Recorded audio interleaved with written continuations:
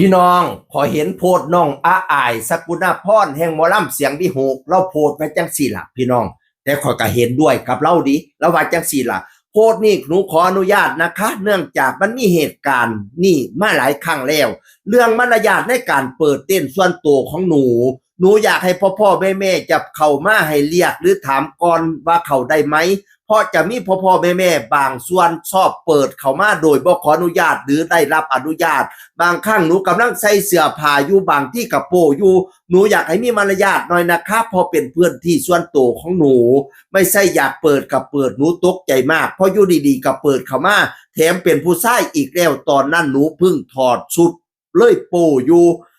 ถ้าอยากถ่ายรูปหรือเข้ามาในเต้นก็เรียกหรือขออนุญาตก่อนนะคะขอบคุณค่ะ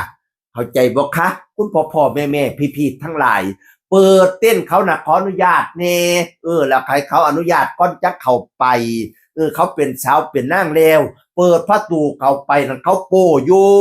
เมื่อนั้นเป็นผู้ชายอีกตั้งหากเขาเป็นสาวเหรอดีโอ้ยเห็นว่ากระไรเนาะแม่พ่อลังคนกันโอ้ยเว้ยจักสิเว้าจังไดดีพี่น้องเอ่ยนั่นละเด้อนั่นละเด้อเข้าใจเด็กน้อยเนี่ยมันอายเป็นนี่มันเป็นสาวขึ้นไหมน่ะเฮ้ยเนาะเฮ้ยลังเทียนั่นแม่บางคนดิ ตั้งแต่ถ่ายรูปแล้วเขาบ่ออกมาดินอนเอดอาลาดขวางทางเขาอยู่นั่นล่ะสิเข้าก็เข้ายากสิออกก็ออกยากเต้นมันก็ให้แคบๆอยู่ไปเบียดเขาอยู่นั่นล่ะคันถ่ายรูปแล้วก็ออกมาอย่าไปจำมาลังหยังอยู่นั่นมันบ่แม่นเฮียนซ่านบ้านบ่อนเจ้าดิจะมาเบิ่งหมอลำหรือจะมานอนเฝ้าหมอลำพุ่นไปอยู่หน้าห้านพุ่นน่ะแถมเข้าไปเราไปขออนุญาตเขาให้เรียบร้อยบ่แม่นว่าลวงเป็นอีหยังกับเสาคำลวงล่ะข้อยถามแน่อันญานุเขามาว่าจังสี่ล่ะหลานเป็น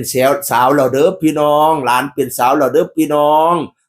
หาแม่ด่วนก้อนก็ได้ว่าซั่นว่านั่นน่ะสิเข้าไปนะเขาแน่บอกเขาแน่หลายคนก็มาเม่นคือกันว่าน้องเป็นสาวแล้วสิเฮ็ดหยังก็ให้เขาให้ระวังให้เข้าใจแน่ว่าซั่นว่านั่นน่ะหัวหน้านกพงศกรก็มาแซ่พูดหรอกเขียนว่าอีกบ่จักกี่มื้ออีหลากับยา